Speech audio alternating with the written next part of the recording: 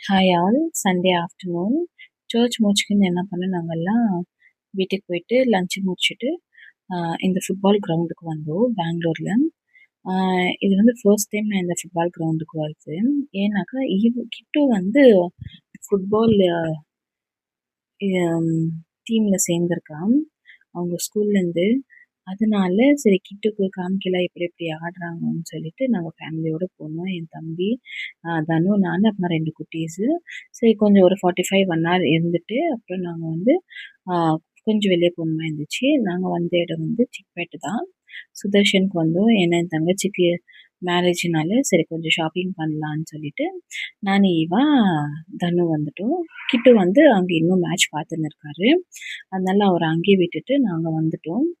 இங்கே வந்தோடனே ஈவா இந்த எலிஃபேண்ட் பார்த்தோன்னா அவ்வளோ எக்ஸைட் ஆயிட்டா. அது வேற ஷேக் ஆகின்னு இருக்குது அந்த தும்பி. அதனால ஈவா கொஞ்சம் பயம் எடுத்துக்கிச்சு அவளுக்கு. இந்த சுதர்ஷனில் தான் வந்து எடுத்து ஃபஸ்ட்டு பார்க்கலான்னு நினச்சோம். அப்புறமா ஓகே கலெக்ஷன்ஸ் எல்லாம் எப்படி இருக்குது, நல்லா இருந்துச்சுன்னா எடுத்துக்கலாம், இல்லைன்னா மெட்டீரியல் வாங்கி ஸ்டிச் பண்ணிக்கலான்னு என்னோட பிளான் அது. சரி போய் பார்த்தனும் ஆஃபர்ஸ் எல்லாம் நல்லா இருந்துச்சு.